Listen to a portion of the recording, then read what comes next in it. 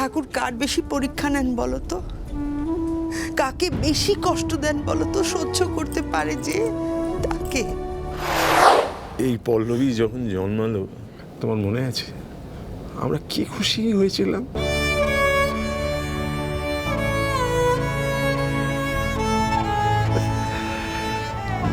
আমার মেয়ে, আমার মা লক্ষ্মী, ওর এই ছোট ছোট ছোট ছোট পা দুটো দিয়ে যখন ও চৌকাঠ পেরিয়ে এই ঘরের ভেতরে এলো, মুহূর্তে আমাদের সব দুঃখ, কষ্ট, যন্ত্রণা, অভাব সব কোথায় মিলিয়ে গেল।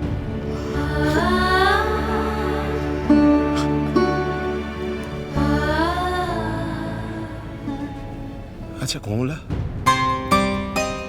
যে মেয়েটা আমাদের সংসারের জন্য এতটা পয়া, সেই লক্ষ্মী মেয়েটাকে কি করে কেউ অপয়া বলে দাগিয়ে দিতে পারে বলো তো? হ্যাঁ, এত হাসি খুশি মেয়েটার কপালে ভগবান কেন এরকম দুর্বিষহ যন্ত্রণা লিখলেন? ওকে ছোটবেলায় একটা ভাব সম্প্রসারণ শিখিয়েছিলাম, মনে আছে?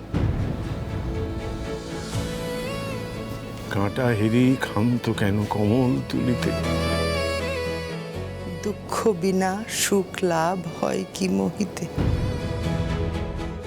কাঁটার ভয়ে ফুল তোলার ইচ্ছে ত্যাগ করতে তো শেখায়নি আমার ছেলে মেয়েদের। সবসময় আশায় বাঁচতে শিখিয়েছি, ভেঙে না পড়তে শিখিয়েছি।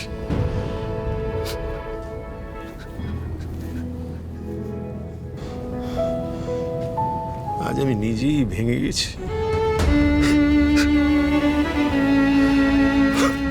পল্লবীর মুখের দিকে আমি তাকাতে পারছি না কমলা। অদৃষ্টির এই নিদারুণ পরিহাস আমি কিছুতেই মেনে নিতে পারছি না, কিছুতেই পারছি না।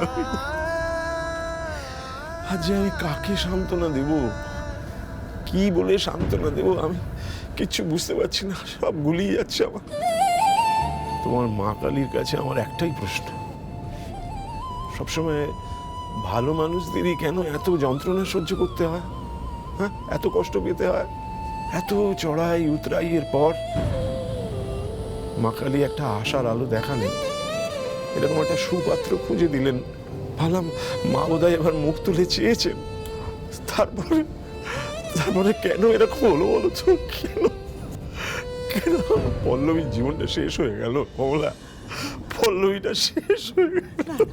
না না, দেখো দেখো, ঠাকুর কার বেশি পরীক্ষা নেন বলো তো?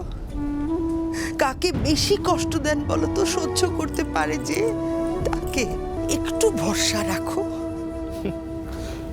এখনো তুমি যদি শক্ত না থাকো তাহলে যে এই গোটা পরিবার উপরে আসবে গো। কেঁদো না, কেঁদো না, কেঁদো না। দেখো দেখো, একদম কেঁদো না, শক্ত থাকো। দেখো, আমার কথা শোনো। মা কালী আর কত নিষ্ঠুর হবেন বলো তো? সুখ লিখতেই হবে ওকে, আমার মেয়ের কপালে লিখতেই হবে।